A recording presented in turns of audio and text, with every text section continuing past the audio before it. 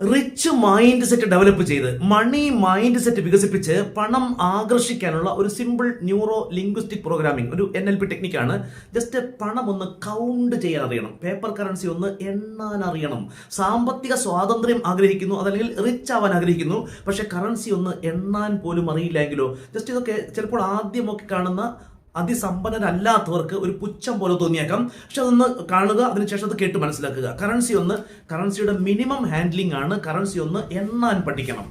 അറിയുന്നവരുണ്ടാകാം. തന്നിലേക്ക് ഒന്ന് മൈൻഡ് ചെയ്ത്, ഒരു ഫ്ലോ ഉണ്ടാവണം. തന്നിലേക്ക് ഒന്ന് മൈൻഡ് ചെയ്ത് ഇനി ആരെങ്കിലും പണം ഇങ്ങനെ എണ്ണുന്നത് കണ്ടാൽ നിങ്ങൾക്ക് മനസ്സിലാകും അദ്ദേഹം പണത്തെക്കുറിച്ച് ബോധ്യമുള്ള വ്യക്തിയാണ് എന്നുള്ളത്. പണത്തെക്കുറിച്ച് ബോധ്യമില്ലാത്ത ഒരാളും പണം ഇങ്ങനെ ആയിരിക്കില്ല എണ്ണുക.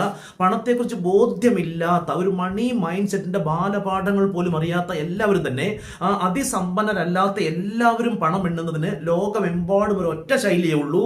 അവർ പണം എണ്ണാൻ നിൽക്കുമ്പോൾ തന്നെ ബോഡി ലാംഗ്വേജ് ഒന്ന് മാറും. അതിനുശേഷം ഒരു അവഗണിച്ചൊരു എണ്ണലാണ്. ഒരിക്കലും പണം ഈ രീതിയിൽ അവഗണിച്ച് എണ്ണരുത്. കാരണം അത് പണത്തെക്കുറിച്ച് ഒരു മിനിമം ബോധ്യം ഇല്ലാത്തത് കൊണ്ടാണ്. ബ്രെയിനാണ് പണം നേടിത്തരുന്നത്. അതുകൊണ്ട് ബ്രെയിനിലേക്ക് ഒരു പരിഗണിക്കുന്ന കമാൻഡ് പോകേണ്ടതുണ്ട്. അതൊരു വിത്ത് വിതക്കലാണ്. സീഡ്, വിത്ത്, കമാൻഡ്, സിഗ്നൽ. അത് എപ്പോഴും ഒന്ന് മൈൻഡ് ചെയ്ത് പല രീതിയുണ്ട് പണം എണ്ണുന്നതിന്. അപ്പം അതിൽ ഏതെങ്കിലും ഒരു രീതിയെങ്കിലും ഒന്ന് സ്വായത്തമാക്കിയിരിക്കേണ്ടതുണ്ട്. ഇത് അറിയാത്തവർക്ക് ഇതൊരു പക്ഷേ പുച്ഛമായും ഒരു അവഹേളനം പോലെയും പരിഹാസം പോലെയും ഒക്കെ തോന്നിയേക്കാം.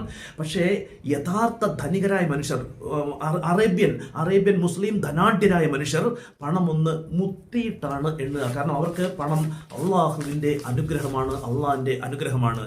മാർവാടികളായ ധനാഢ്യരായ മനുഷ്യർ പണം ഒന്ന് തൊട്ടുമുത്തിയ എണ്ണുക. കാരണം അവർക്കത് സാക്ഷാത് ലക്ഷ്മി ദേവിയാണ്. യഥാർത്ഥ ധനികർ യാതൊരു അറപ്പും ഉളിപ്പും പുച്ഛവും ഇല്ലാതെ ഇത്തരം ഏതെങ്കിലും രീതി സ്വായത്തമാക്കി വെക്കുന്നു. പക്ഷേ സമ്പന്നരല്ലാത്തവരോ അവർക്കത് അറിയുക പോലുമില്ല. ഇതൊക്കെ കാണുമ്പോൾ ഇതൊക്കെ എന്തെന്ന് പുച്ഛിക്കുകയും ചെയ്യുന്നു.